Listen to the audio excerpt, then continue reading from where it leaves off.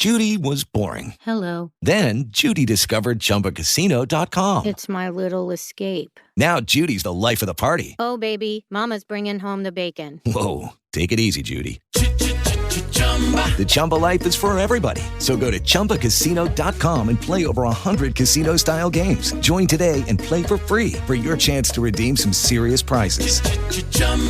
ChumbaCasino.com. No purchase necessary. Void where prohibited by law. 18 plus terms and conditions apply. See website for details. Hello, it is Ryan, and I was on a flight the other day playing one of my favorite social spin slot games on ChumbaCasino.com. I looked over at the person sitting next to me, and you know what they were doing? They were also playing Chumba Casino. Coincidence? I think not. Everybody's loving having fun with it. Chumba Casino is home to hundreds of casino-style games that you can play for free anytime, anywhere, even at 30,000 feet. So sign up now at ChumbaCasino.com to claim your free welcome bonus. That's ChumbaCasino.com and live the Chumba life. No purchase necessary. VGW. Void where prohibited by law. See terms and conditions. 18 plus. From Hollywood, it's time now for... Johnny Dollar, Mrs. Caylin. I think Mr. Welch told you I'd be around to see you. Oh, yes. You're the special investigator the insurance company sent out. That's right. Mind if I come in? All right, Mr. Dollar. Thanks. In through here. Your company didn't waste any time, did they? Sending you out here, I mean. No more than you did in filing your claim. I have a right to it. With Eddie gone now, I need the money. I see. Sit down. Thanks. How many keys are there to that door? Keys? What do you mean? Your front door. How many keys do you have? Just one. Of course, Eddie had one. Why? What difference does it make? Just about enough difference to hang somebody. Cigarette, Mrs. Caylin?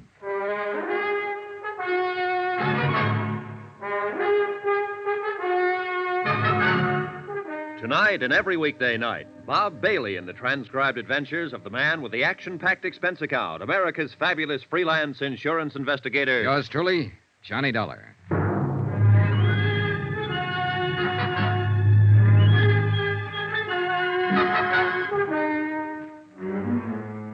From Special Investigator Johnny Dollar, location Los Angeles, to the Home Office, Trinity Mutual Insurance Company Limited, Hartford, Connecticut. Assignment, the Caylin matter. Expense account continued. That's quite a dramatic statement, Mr. Dollar. Are you prepared to name that somebody who may get hanged? Not at the moment. Could it be that you don't have a name? That's possible, of course. That you're just fishing, so to speak? Bluffing? Now, why would I do that with you? I don't know, frankly, but you must have come here for some reason. Yes, I wanted to ask you a few questions. And you'd be smart to answer them, under the circumstances. What circumstances? The only one I know anything about is the tragic one of losing my husband only 3 days ago. You have my sympathy, Mrs. Caylin. Sergeant Reynosa questioned me for hours. There's nothing more to answer. Will you go now, please? All right, if you say so. Your unwillingness to cooperate will undoubtedly prejudice your claim for the insurance. That's all you care about, isn't it? Finding some excuse for not paying off the policy. Now, wait a minute, Mrs. Caylin. I'm not crooked, and neither is the company. If a claim is legitimate, they pay it, always. I'm sick of being under suspicion, of being accused. I'm not accusing you of anything. All I'm after is some information. And if you refuse to give it... Good night, Mrs. Caylin. No, wait. Wait, Mr. Dollar. Yes? Don't go. Come back, please. I'm sorry. I've been under such a strain, on edge. Forgive me. That's all right. Forget it. I didn't mean what I said, but I've answered so many questions.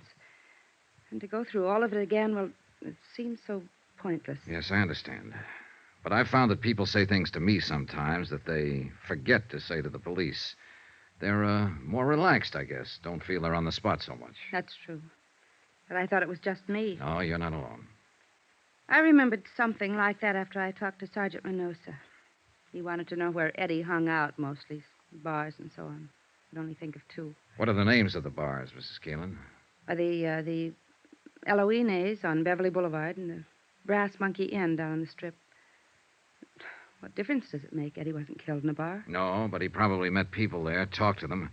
You see, it's a matter now of trying to reconstruct his life, step by step, right up to the moment he died. You'd be surprised how much bartenders see and hear. And remember. I suppose they do. All right, Mr. Dollar.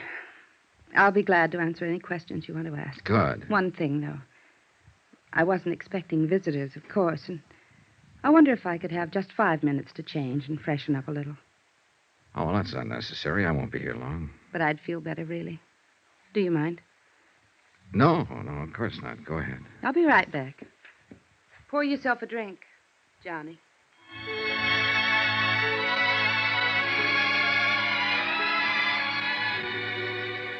I had the drink and waited and got ready to brace myself. I've been through this before. Attack plan number 2, a common garden variety. When you can't beat 'em, join 'em. And when the joiner is a lovely woman, the maneuver usually starts with some paraphrase of, slip into something more comfortable. Why don't you have a drink? And a sudden switch to first names. And it always ends up with, you and I against the world. And, couldn't you forget just one little mistake? The little mistake being something like arsenic in a husband's coffee. Yeah, an old familiar pattern. And a first resort just as often as a last. She was gone 20 minutes, not 5, but it was time well spent. A carefully casual touch with the hair. Makeup skillfully softened. Perfume. And one of those frothy nylon jobs designed for that special evening in. Bugle call, charge. Like another drink, Johnny? Thanks. I still have some. I think I could use one. Would you mind? Sure. What do you have? Scotch and soda, please. Thanks for being so patient. I feel better now. More, comfortable, huh? Something like that. Easy on the soda. Right. There you are, Mrs. Caylin. Thanks. Would you do something else for me? Oh, I'd be happy to. But I don't know your first name. Touché. All right. What are your questions? How do you think it happened? I don't know. Not some enemy, because Eddie didn't have any. Just friends. Too many friends. Who are some of them? There's only one who really fits the definition, who's really lasted. His name is Pete Steimer. Pete Steimer. Where can I find him? You can't. Or at least the police haven't been able to. Nobody's seen him since that night. He's had nightclubs off and on, and in between he makes books. What about those other friends, the ones who don't last? They drift in, drift out, depending mostly on whether Eddie had any money at the moment. Of course, there were women. Oh? Showgirls, mostly dancers, strippers, so on. Know any of them? Hardly. Ever hear any of their names? Always made a point not to. Otherwise, I'd have killed him long ago. Did you kill him, Mrs. Caylin? No. Did you love him? That's a good question. I think I'll have to pass it, though. I don't really know. I feel all hollow, smashed up inside over what happened. And yet there were times I'd have killed him myself if I'd had a gun. But there were other times, too, when it was so crazy sweet you wanted to die. Because you knew it'd never be like that again. Yeah, that's the way it was with Eddie. Mad, mixed up. Like watching a 10-ring circus from the front seat in a roller coaster. That's why women flocked around him. That's why they always ran from him later. You didn't run. Could I have another drink? Oh, sure. Were you trying to run when you went up to Arrowhead by yourself? Maybe. We'd had a fight. I ran out and told him I wasn't coming back. And only 3 days later, over the radio, I heard where he'd been found dead. Burned up in his car. Here you go. I guess they call it shock. I still can't really believe it, even though I know it's true. Well, I guess you should know. I understand you're the one who identified the body. I identified a wallet, burned black, a wristwatch, a ring. All of them things I'd bought for him. They told me there wasn't anything that could be called a body. Yeah, well, I'm sorry, Mrs. Caylin. I know this is painful It's for all you. right. Like I said, I can't believe it. Not really. Do you have any other reason for not believing Eddie is really dead? I mean, besides just a feeling. No. No, of course not. What do you mean? What do you mean? Well, it was just a question, that's all. Forget it. But Let's get back for a moment to another question. You said you were sure it wasn't some personal enemy who killed your husband. Then what do you think? Well, the same as the police, I guess. They said Eddie won a lot of money that night from some gambler named Topo Leanley. You don't know this Topo Leanley, huh? No, but I suppose that's why Eddie was killed. The money wasn't found, so I guess it was robbery. Did you know about the money? Well, it all happened while I was up at Arrowhead. Anyway, if Eddie ever had any money, I'd be the last one to know about it. He always spent his money where it would show, where he'd get something for it. Laughs, bells, whistles, balloons going up. But not at home. Never. Yeah, I'm sorry.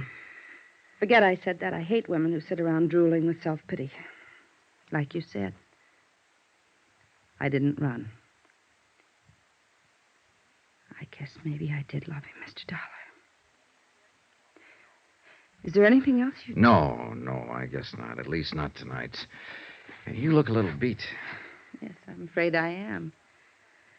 You'd go around trying to keep up a front, but it's been rough. Yeah, I imagine. Well... That business a while ago, fixing myself up a little. This robe. I just had to do it. There are times when a woman has to feel like a woman. In order to feel anything. Even sane. I guess you wouldn't understand, though. And I'm afraid I gave the wrong impression. No. I think I do understand. Now. And I also think I owe you an apology. For what? For walking in here with a preconceived opinion, for being rude, being wrong. I'm sorry. Forgive me. Forgiven. Forgotten. And come back again, please. Regardless. I might, on one condition. Yes? Your first name. Would you mind? It's Lila. Thanks, Lila. Good night. Good night. I caught a flash of movement from the corner of my eye and whirled around just in time to see somebody slip off the corner of the terrace and edge into the shadows of the shrubbery. I stepped off the porch and moved toward the dark hedge of banana and scrub palm. I was watching for a sudden attack, but nothing happened.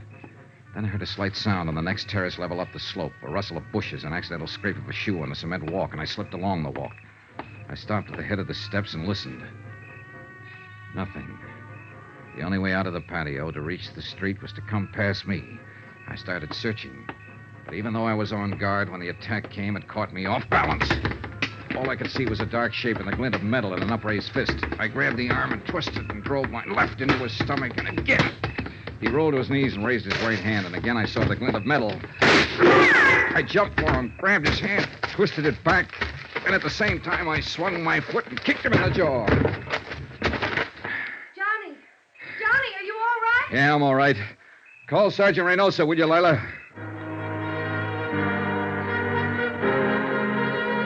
He was out cold.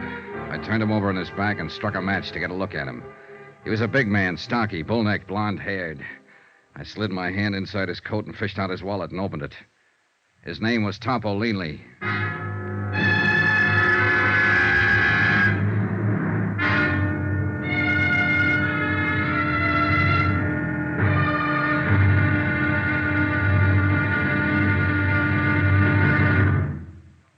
Now, here's our star to tell you about tomorrow's intriguing episode of this week's story. Tomorrow, we meet a Latin doll from Santa Monica, an erudite bartender, and a terpsichorean ecdysiast. And they're all in the cast. Join us, won't you? Yours truly, Johnny Dollar.